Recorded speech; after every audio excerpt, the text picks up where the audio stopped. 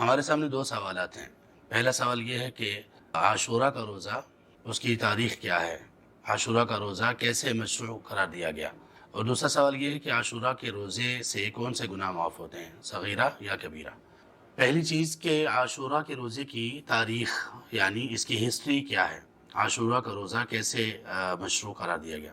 عاشورہ کے روزے کے سلسلے میں تین چیزیں ہیں۔ سب سے پہلی چیز، اللہ کے رسول صلی اللہ علیہ وسلم جب مکہ میں موجود تھے تو تب وہاں مکہ کے لوگ بھی یہ عاشورہ کا روزہ، محرم کی 10 تاریخ کا روزہ رکھا کرتے تھے۔ سیدہ عائشہ رضی اللہ عنہ بیان کرتی ہیں، کانوا یصومون اہل الجاہلیہ، یہ جاہلیت کے لوگ اللہ کے رسول صلی اللہ علیہ وسلم کی موجودگی میں مکہ میں اس کا روزہ رکھا کرتے تھے۔ اور امام نووی وغیرہ رحمہ اللہ نے لکھا کہ یہ انہوں نے اپنے دین ابراہیمی سے جو اعمال لیے ان میں سے ایک عمل یہ تھا کہ وہ اس دن کا روزہ رکھا کرتے تھے۔ تو اللہ کے رسول صلی اللہ علیہ وسلم نے بھی اس دن کا روزہ رکھنے کا حکم دیا مکہ میں۔ پھر جب اللہ سبحانہ وتعالی نے رمضان کے روزے فرض قرار دے دیے تو پھر آپ صلی اللہ علیہ وسلم نے فرمایا جو چاہتا ہے وہ عاشورہ کا روزہ رکھ لے اور جو نہیں رکھنا چاہتا وہ نہ رکھے، یعنی اس کو آپشنل قرار دے دیا گیا اور اس کی فرضیت کو یا اس کے لزوم کو ختم کر دیا گیا۔ جب آپ صلی اللہ علیہ وسلم مدینہ تشریف لائے تو مدینہ میں آ کر آپ صلی اللہ علیہ وسلم نے دوبارہ سے عاشورہ کے روزے کی تاکید کی۔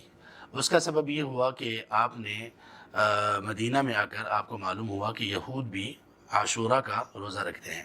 آپ نے جب دریافت کیا تو انہوں نے کہا کہ یہ وہ دن تھا جس میں اللہ تبارک و تعالیٰ نے موسیٰ علیہ السلام اور بنی اسرائیل کو فرعون سے نجات دی اور فرعون کو اس دن غرق کیا، تو ہم اس دن کی تعظیم اور احترام میں اور موسیٰ علیہ السلام کے ساتھ اظہار تشکر کے سلسلے میں ہم یہ روزہ رکھتے ہیں۔ تو تب آپ صلی اللہ علیہ وسلم نے اپنے صحابہ سے کہا، نحن احق بموسیٰ، ہم موسیٰ علیہ السلام کے زیادہ حق رکھنے والے ہیں یہود کی نسبت، تو ہم بھی روزہ رکھا کریں گے۔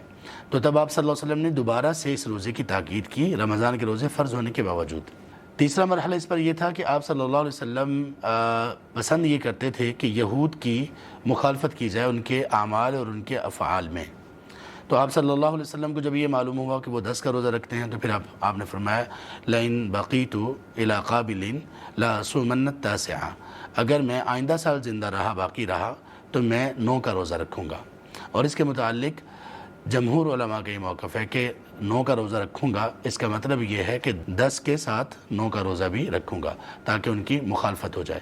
اور اس میں سبب یہ نہیں تھا کہ جو اصل روزہ ہے جس کی وجہ سے گناہوں کا کفارہ ہوتا ہے، جیسے آپ صلی اللہ علیہ وسلم نے فرمایا کہ سابقہ سال کے گناہوں کا کفارہ بنتا ہے عاشورہ کا روزہ، تو اس میں اصل فضیلت کا جو روزہ ہے وہ 10 محرم کا ہے۔ 9 کا روزہ آپ صلی اللہ علیہ وسلم نے ان کی مخالفت کے لیے رکھنے کا عزم کیا۔ تو اہل علم نے یہ فرمایا کہ اگر کوئی شخص 9 اور 10 کا روزہ رکھتا ہے تو پھر یہ بہترین چیز ہے اس کی یہود کی مخالفت کے لیے اور اجر کو حاصل کرنے کے لیے۔ لیکن اگر کوئی شخص اکیلا روزہ رکھنا چاہتا ہے تو اہل علم کے نزدیک یہ بھی مکروہ نہیں ہے، کیونکہ اصل فضیلت کا باعث جو روزہ ہے وہ 10 کا روزہ ہے۔ شیخ الاسلام ابن تیمیہ رحمہ اللہ وغیرہ نے یہ لکھا کہ اگر کوئی شخص اکیلا 10 محرم کا روزہ رکھتا ہے تو یہ بھی مکروہ نہیں ہے، اس کو بھی وہ فضیلت ملے گی جو اس کی فضیلت موجود ہے۔ شیخ ابن عثیمین رحمہ اللہ نے کہا کہ کامل مخالفت یہ ہے کہ 9، 10 اور 11 کا روزہ رکھا جائے، 9، 10 اور 11 کا روزہ رکھا جائے، اور اس کے بعد دوسرے نمبر پر صورت یہ ہے کہ 9 اور 10 کا رکھا جائے یا 10 اور 11 کا رکھا جائے، تاکہ ایک روزے کو ساتھ ملا لیا جائے مخالفت کی وجہ سے، اس سے بھی مخالفت ہو جاتی ہے۔ اور تیسرا یہ ہے کہ پھر صرف اکیلا 10 محرم کا روزہ ہی رکھا جائے جس کی فضیلت ہے۔ تو اس روزے کا تعلق اور کسی بھی چیز سے نہیں ہے، اس روزے کا تعلق یہ شکرانے کے طور پر روزہ رکھا گیا اور اس کو اسلام میں مشروع قرار دے دیا گیا، اور اس کی فضیلت بھی رسول اللہ صلی اللہ علیہ وسلم نے بیان فرما دی۔ اس روزے کا تعلق نبی صلی اللہ علیہ وسلم کی وفات کے بعد کسی بھی انسیڈنٹ سے نہیں ہے۔ اللہ تبارک و تعالیٰ ہمیں خیر پر قائم رہنے کی توفیق نصیب کرے اور اللہ تبارک و تعالیٰ ہمیں اعمال میں، اچھے اعمال میں آگے بڑھنے کی توفیق دے۔ آمین یا رب العالمین۔